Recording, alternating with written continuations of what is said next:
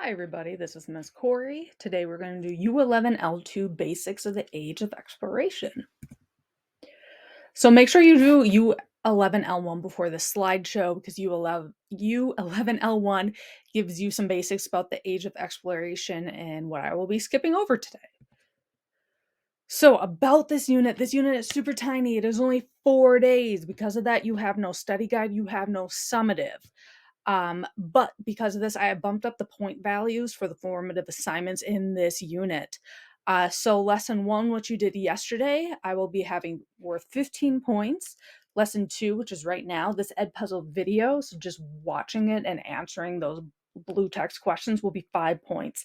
The video guide will be 10 points because there's 21 vocab words, so roughly divide that by 2.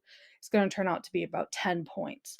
And then lesson 3 is going to be a reading that will be 10 points. And then lesson 4, the Ed Puzzle itself will be 5 points and the video guide will be 5 points. So a little bit more points than you usually have. So learning targets, there is a ton of them today. So students can explain the social, political, and economic changes in Europe that led to transoceanic exploration and colonization, describe the interactions and negotiations between Americans and European explorers, as well as the consequences, assess the social and demographic impact of the Columbian exchange in Europe, the Americas, and Africa, compare and contrast the forms of slavery and other non-free labor system among African, Europe, and Arab societies, analyze the causes and consequences of chattel slavery in the Atlantic, and analyze the varied responses in China to increasingly economic and cultural exchanges. Yeah, we're going to go through all of that. It's kind of crazy. All right, so your job, you're going to watch this Ed Puzzle. Questions I will ask you today will be in blue text. Follow along with your lesson 2 video guide, not to get confused with the study guide. And important concepts on the video guide will be in red text, just like normal. If you have any questions, please email me or come to office hours. We're going to talk about a lot today and a lot of very important topics. So I am totally here for resources. And also get ready because I'm going to talk really fast so we can get this all done, because I don't think you want to sit here for like 60 minutes listening to me, because that would be awful. So name 2 pieces of information that you remember or stick out to you most from U11-L1.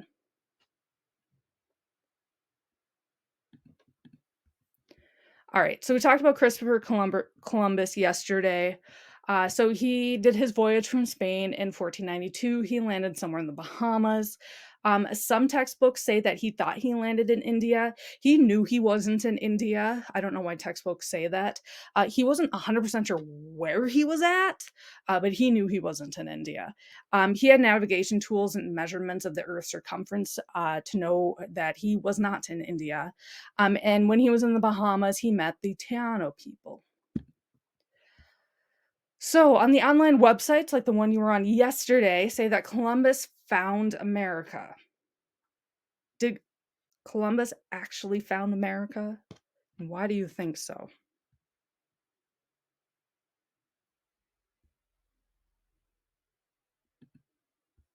No, he did not find or found America. There were thousands of native tribes already calling North America home. So just to get into perspective, today there are 574 tribes in the United States, 68 in Mexico, 826 in other Central America and Caribbean countries, and 630 tribes in Canada. And that doesn't even include South America. So there were a lot of people here in North and South America before Columbus ever came. So, European travelers, they were not traveling to make friends. They knew what they wanted. They wanted to steal resources, they wanted to steal land, and they wanted to oppress the natives. Religion was used as a weapon during this time. Explorers didn't care if the natives converted or not. Maybe some like priests maybe would have been more concerned, but the explorers themselves were not. They just wanted the natives to convert to Christianity in order to suppress their own native cultures. And also with the new religion among the natives, that would lead to new rules. such as giving money to the church and obeying the church hierarchy. So Columbus, he was a sly dude, to say it lightly. He had his men read out a decree to all the Taino people in the middle of the night in Spanish, claiming that A, the Taino land was now part of Spain, all Taino people had to convert to Christianity, all Taino people were under Spanish rule, and anyone who defies any of these orders were killed. So, what was the problem with speaking to the natives at night? And what's the problem with speaking to the natives in Spanish?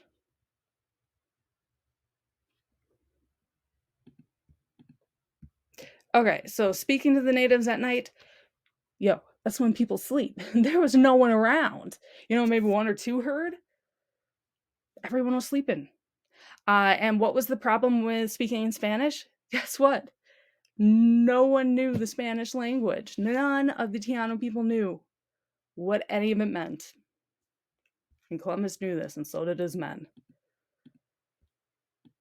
So Columbus, he also enslaved the natives. So we talked a little bit about that with Pizarro last unit and the forcement of giving food and working farms for the Inca people. So Columbus sent Tianos to Spain to be sold as labor and to show who the native or what the natives were like. He also enslaved them to work on plantations that European explorers started, mostly sugarcane plantations, and also enslaved them to work into gold mines. He also allowed his men to rape and murder Taino women at will. There are a lot of other examples of dehumanizing and unjust ways that Europeans treated natives during the late 1400s into the 1500s, and even still today. So these were just the Columbus examples. If you ever want to learn more, you can certainly contact me. I have more resources. A lot of them are in Spanish, but I do have resources. All right, a conquistador. So that is an explorer from Spain who came to North America to find riches and resources. So Spain was the first European country to settle in the Americas. That's why a lot of cities, like in Florida, have Spanish names. They set up colonies. So what a colony is a land that, or lands that are controlled by another farther away country. There can be colonies anywhere in the world. And the purpose is to gain resources and claim land for glory. So, God, glory, and gold. What did European countries send explorers to sent North and South America? So I should really say, why did European countries send explorers to North and South America? 3 reasons: God, glory, and gold. So, God. On the surface level, explorers wanted to save the native souls and convert to Christianity. But that was really false. The truth is, they just wanted to use Christianity as a means of suppressing the natives. Again, some of the priests might have cared, but none of the sponsors did. So those who disobeyed would be killed. And Catholic Church gave explorers money to take over foreign land as well. So their adventures were also backed by the Catholic Church. Not all of them. Some of them were. Glory. European countries were in a competition with each other, right? We learned that kind of during the 100 Years' War. So European countries were in battles on the mainland in Europe, and the European countries were running out of resources on the mainland, okay? So that means Europeans needed to steal resources from other parts of the world. And the more resources a country has, the more powerful they become. And we'll talk about some of the reasons during our unit with African imperialism. So gold. So gold equals money, equals wealth, equals more power in Europe. Central and South America had a lot of gold and other precious metals. So the Europeans wanted to take advantage of that. All right, so Francisco Pizarro. He was a conquistador. He landed in Peru in 1532, which, as we learned last unit, that was part of the Inca Empire. He had about 200 Spanish men and then a few thousand native allies, like we learned about in the Great Inca Rebellion video. So he captured the Inca Empire Atahualpa And despite Atahualpa having brought with him 30,000 unarmed men, Pizarro was actually able to capture him. All right. So Pizarro was like, hey, you want your emperor back? Yeah, you're going to have to pay a ransom for him. So what Pizarro demanded from the Inca was to fill one room with gold and 2 rooms with silver. The Inca obeyed. They said, sure. But it ended up that Pizarro killed Atahualpa anyway. All right.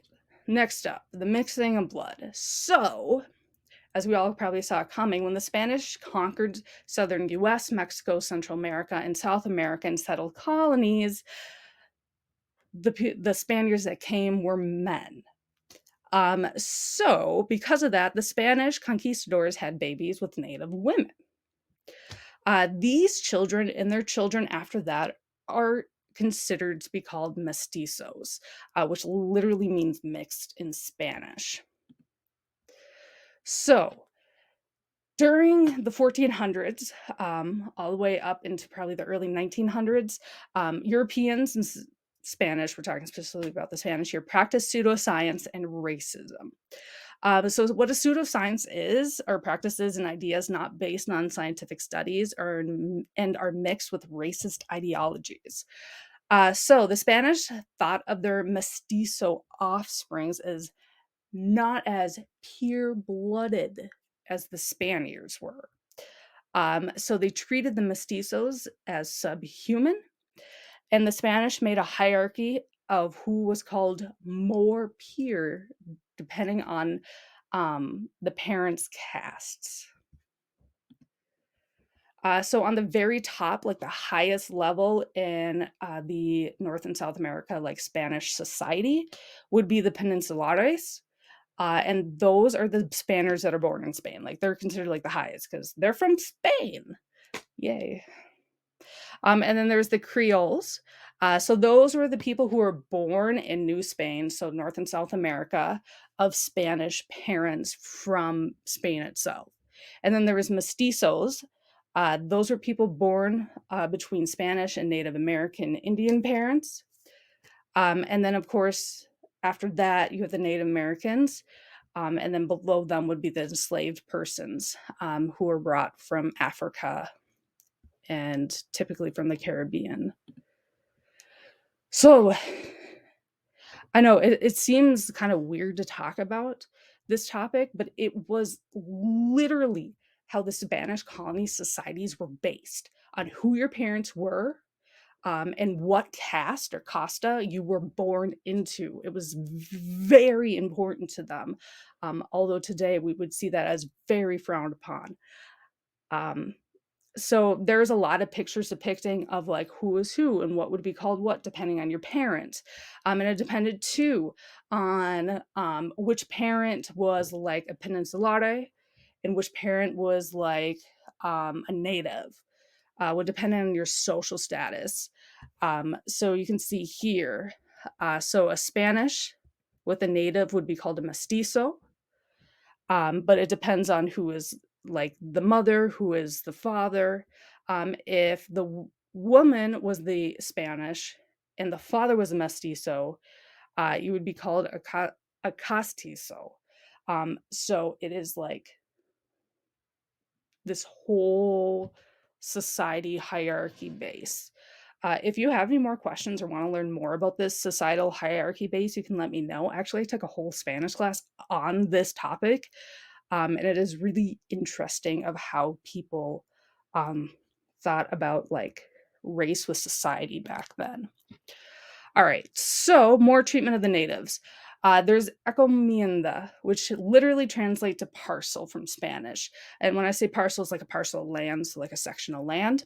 It is a system under the Spanish conquistadors where they forced natives or other non-pure blood Spanish to farm and mine. So it was mostly natives who were under this form of enslavement, but it could also be mestizos or other African descendants. The conquistadors promised the Spanish king and queen that they're like, oh yeah, we'll treat these workers fairly. They didn't. These workers were physically abused and forced them to do dangerous work, especially in mines. All right, so the French. So France wanted a way to cross the Atlantic to the Pacific, a direct waterway from France to the East Indies, so they can trade with India. In 1534, explorer Jacques Cartier explored what is today's Canadian East Coast. He sailed inland into the river. That river today we know it as the St. Lawrence River. Um, by the river, he saw a really big mountain. He called it Mont Real, which literally means Mount Royal.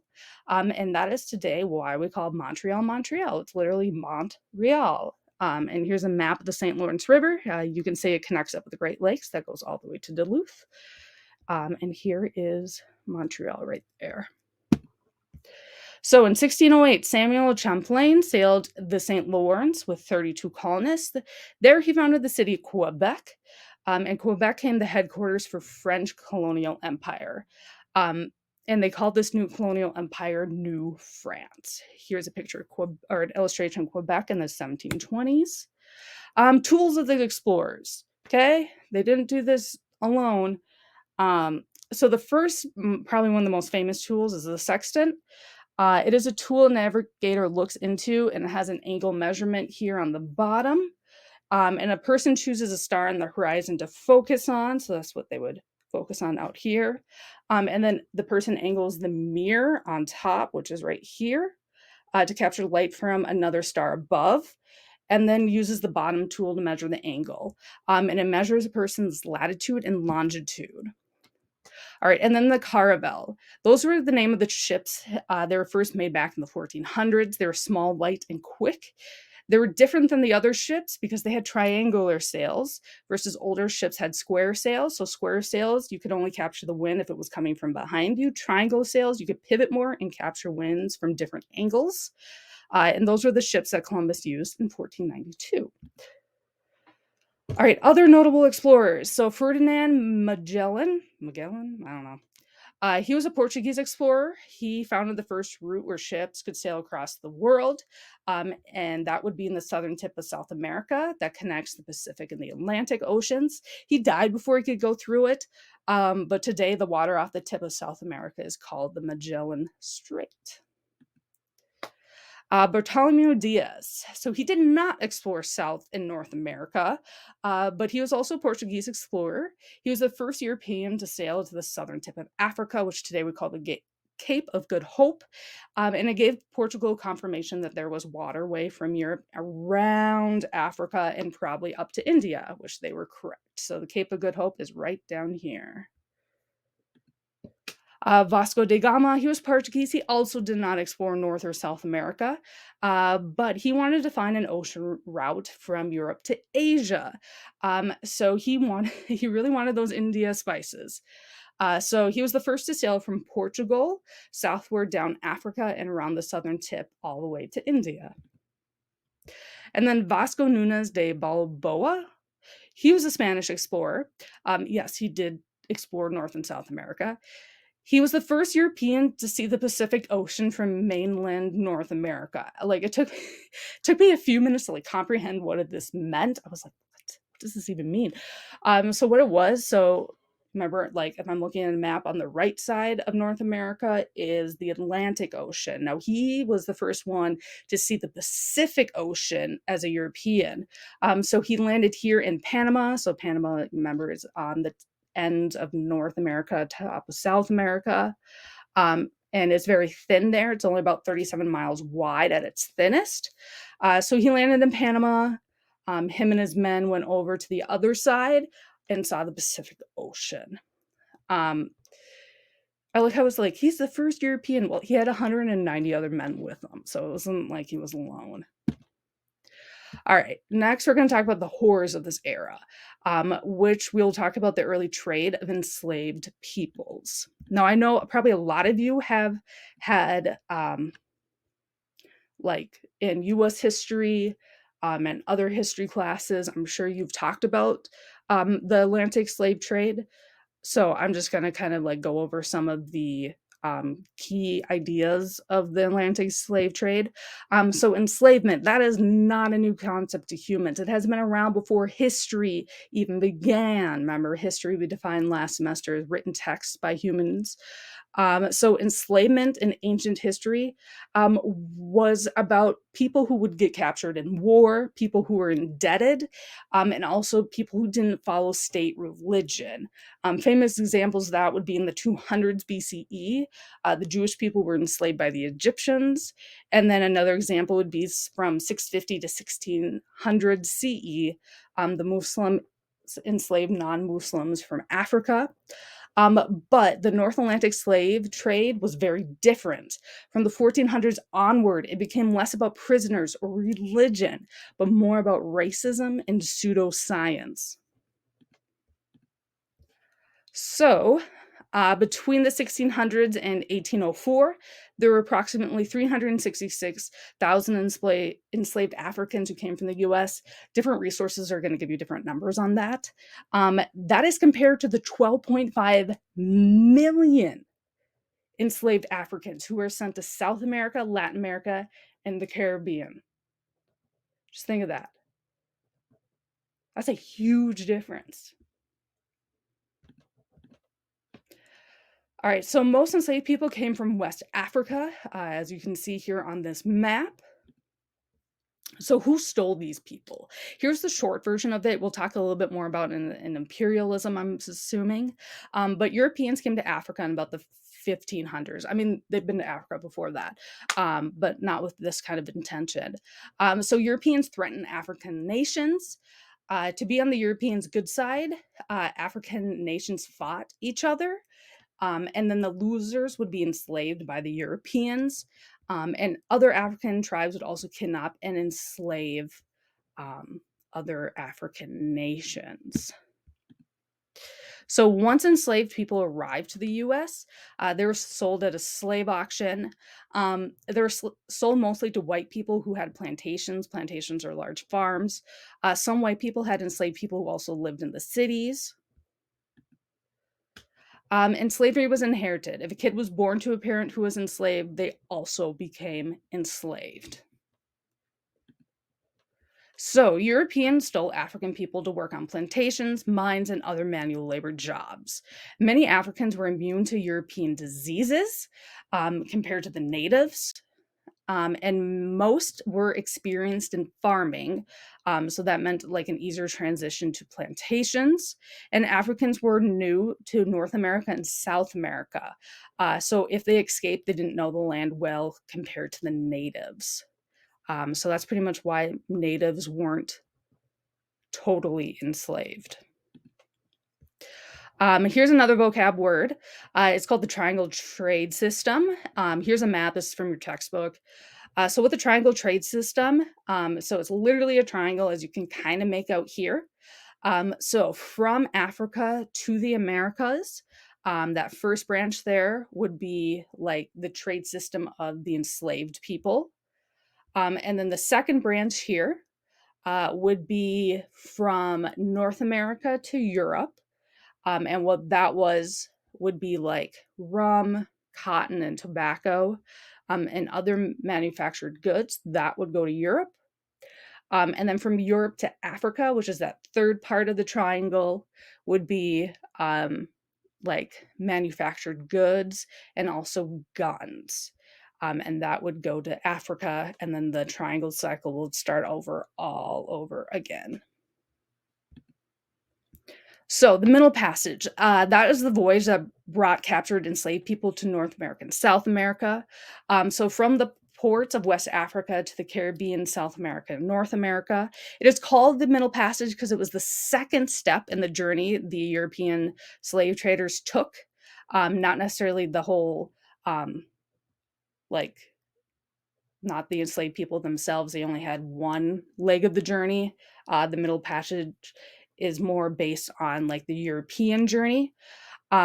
So the first leg of the journey would be the European slave traders' journey from Europe to West Africa. Then the Middle Passage is the second step, which is where it was from West Africa with a shipload of enslaved people to South America, North America, or the Caribbean. And then the third leg of the journey, so that again would just be the slave traders, would be from South North or the Caribbean back to Europe. So here's kind of the picture of it again. So the Middle Passage is going to be right here from West Africa to the Americas. All right, here is a video about the Middle Passage. The thing that distinguishes slavery in Africa from Atlantic slavery is race. Europeans set in motion a system of slavery that was predicated on the idea that certain people were marked as enslavable. We've learned a great deal about the Middle Passage in the last 40 years or so. The volume of the trade involved the removal of about 12.5 million people from the African continent. The Middle Passage was the middle leg of a voyage that starts in Europe. The first passage is from Europe to Africa. The Middle Passage is the journey from Africa to America. And then the third passage is the journey back from America to Europe. The Middle Passage could take anywhere from 2 to 3 months. Men and women were separated. Men typically were held in the lower belly of the ship. The roof, if you would, was quite low, probably about 4 feet high. So people couldn't stand. African men were shackled together, and they were packed so closely together in a spoon-like position. And they would stay like that for pretty much the entire journey. You're talking about hundreds of people. You're at 120 degrees. It smells terrible. There are actually people dying around you, which has to be a traumatic experience for everybody on board.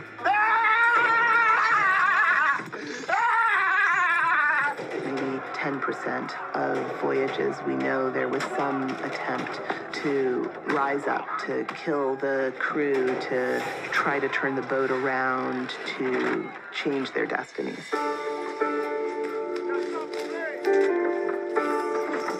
Historians have a hard time capturing what the Middle Passage must have felt like for enslaved men and women. It's a voyage that is deeply disorienting. It's a voyage to a place that you can't anticipate. You don't know what's going to happen to you. I don't think we have adequate words to capture that experience. I know this ain't home, but it's where you gotta be. And here is a video about the La Amistad Mutiny.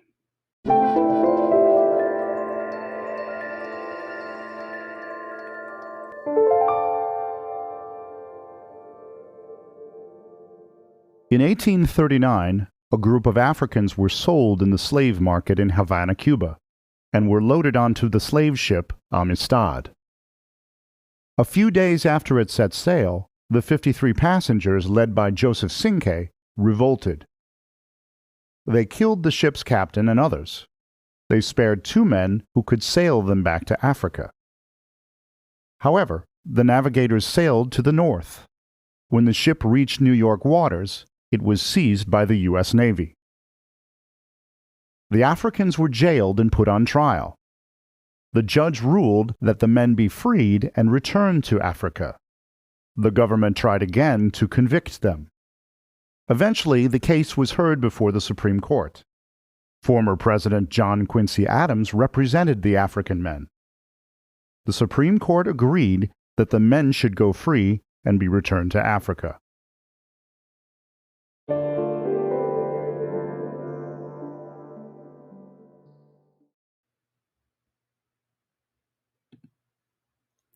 All right, U11-L3.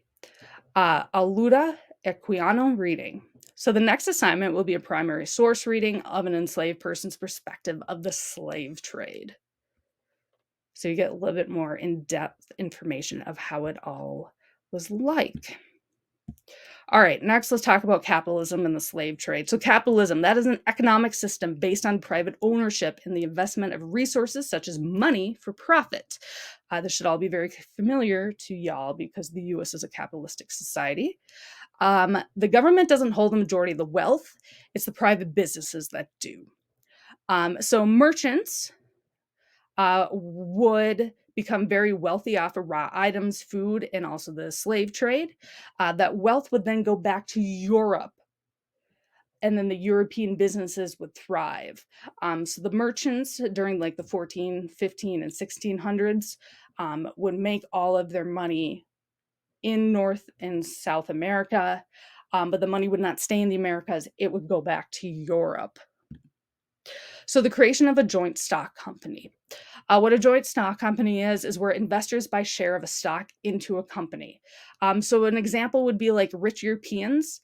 They would like get a call from their buddy. Well, not like a call, like a letter from their buddy and be like, hey, do you want to invest in this like expedition I have to set up a colony in the New World? And they'd be like, sure. So what happens is they invest a small percentage of their money in funding establishment of colony. For example, Jamestown, Virginia. That would be an example of a joint stock company. The colony would get established. The colony either survives or it dies. If it survives, those European investors who initially invested into it would get money and a portion of the profits from the colony. But of course, if the colony dies, the investor loses out on that small percentage of money that they invested in. So typically it wasn't like a whole gamble of like, I'm going to put all my money towards this colony. It would not be like that at all. It would be just a small percent of Europeans' wealth. And it was the same process with merchant and ships for enslaved people transportation as well. Rich Europeans would put their money into it. If it went well, they'd get a profit, which is really dehumanizing to think about. And if it failed, then they would be out some money. Mercantilism. So in the 15 to 1700, European economists believed wealthier the country equaled the more power. There are two scenarios with mercantilism. The first scenario would be the country makes a colony and then exploits that colony's labor and natural resources. And then those resources and cheap labor would make that like home country rich. So that was the first way, which was probably the most common way, especially with things like plantations. Sugarcane plantations were one of the most profitable. And also the establishing a favorable balance of trade, which was the second scenario. And here's kind of the example of number one, like I talked about. So England wants gold. They establish a colony. Colony does not have gold, but they have cotton. And then they sell back the cotton and to England, make it into manufactured good. England sells it off to other countries, and England like gets all the money for it, and the Americas don't. All right, the next vocab word is favorable balance of trade. So that's when a country sells more goods than it buys. So if a country sells more goods than it brings in, it means a favorable balance of trade, which equals profits. So if a country sells less goods than it brings in, that is an unfavorable balance of trade, and that would be equal to losing money. So here's an example I just totally made up, like just totally made up, but let's just pretend it's real, but it's not. So in 1705, America sells $100 million worth of goods and buys $90 million of goods. So that's a good, or that's a positive scenario. That means that America gets $10 million in profits. Let's say in 1706, America sells $100 million of goods, but buys $120 million of goods. That would be a bad thing because then America has a deficit of $20 million. Again, totally made up those numbers, but it was an example. All right, so the Columbian Exchange. So post 1492, global transfer of food, plants, animals, and diseases during the colonization of the Americas. So let's play a quick game. So on the following slides, I'm going to ask you where certain plants, animals, and diseases came from. You'll answer if they came from the New World, which would be like North and South America, or the Old World, which would be Asia, Europe, and Africa. Don't worry, I'm not grading if you were right or wrong. I'm just take your best guess. All right. New or old world? What do you think? Smallpox, influenza, typhus, measles, malaria, diphtheria, and whooping cough. Which one do you think they're in? Or they're from? The New World or the Old World?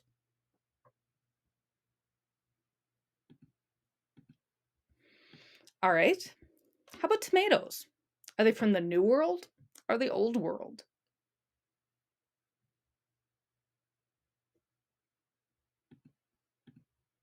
Honeybees. Are they from the New World or the Old World?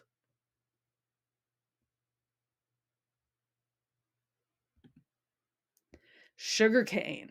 Is that from the New World or the Old World?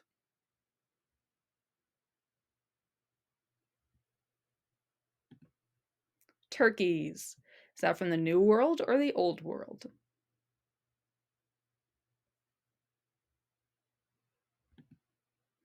All right, so originally from the Americas, you have tomatoes and turkey. I know, right? You think of like, oh, like Italian pasta sauce. Duh, that has tomatoes in it. Yeah, they didn't. Italians did not have tomatoes until the Columbian Exchange. And then originally from Europe, Asia, and Africa, so the old world would be all the diseases listed, honeybees and sugarcane.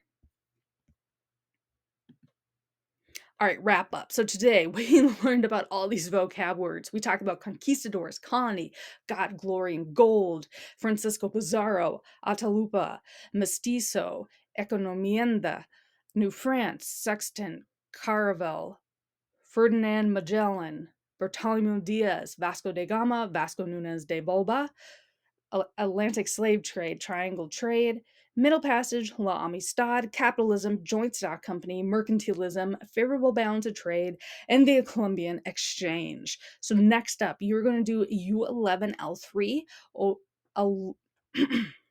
Aluda Equiano reading, and answer the questions on the document. Then you're going to do U11-L4, the story of China with Michael Wood. The Ming Dynasty is what we're going to focus on with that one. You're going to fill out the U11-L4 video guide that goes with the video. Again, the Edpuzzle video is worth 5 points. The video guide is worth 5 points. Questions, comment. If you want to learn more, please email me or come to office hours. If you have any questions about this video, especially because I talked really fast, please let me know. Like, seriously, let me know. Okay? All right. That's all I got. Thank you for watching. See ya.